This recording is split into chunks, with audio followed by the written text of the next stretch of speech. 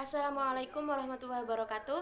Perkenalkan, nama saya Yuliana Mahdiada Atarina, NIM E2019-2177, Fakultas Ekonomi dan Bisnis Islam, Prodi Ekonomi Syariah 4. Di sini saya akan menjelaskan tentang kebijakan fiskal dalam perspektif ekonomi Islam yang sudah dijelaskan oleh Bapak Abdul Wadud Nafis selaku dosen mata kuliah Ekonomi Makro. Sebelum kita membahas tentang kebijakan fiskal, saya akan menjelaskan kenapa kita harus mempelajari atau memahami kebijakan fiskal. Di sini bagaimana pemerintah melakukan kebijakan-kebijakan yang berkenaan dengan pajak, subsidi, pendapatan pemerintah dalam rangka meningkatkan perekonomian suatu negara, meningkatkan kesejahteraan negara, dan bagaimana menjaga keseimbangan harga dan pasar.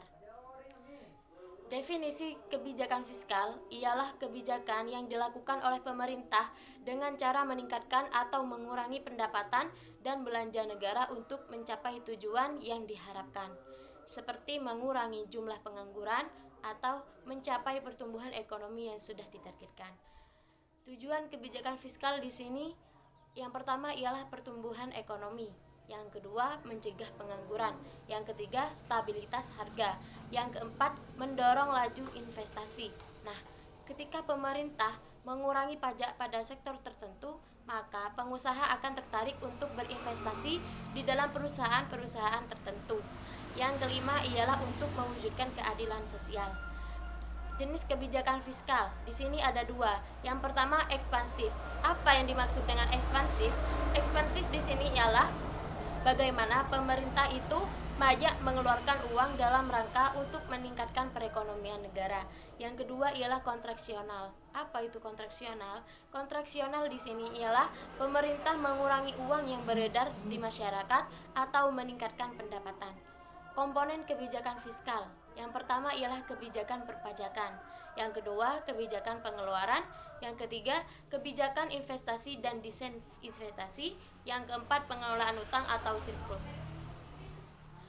Instrumen kebijakan fiskal.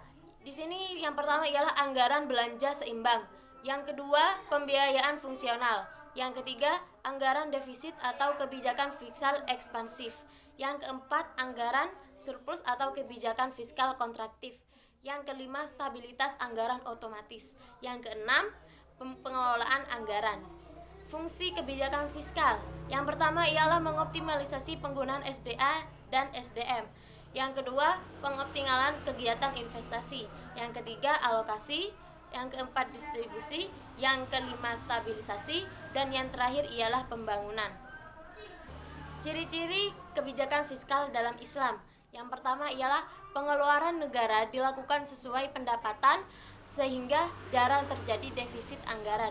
Yang kedua ialah sistem pajak proporsional. Pajak dalam ekonomi Islam dibebankan berdasarkan tingkat produktivitas. Yang ketiga ialah perhitungan zakat berdasarkan hasil keuntungan bukan pada jumlah barang.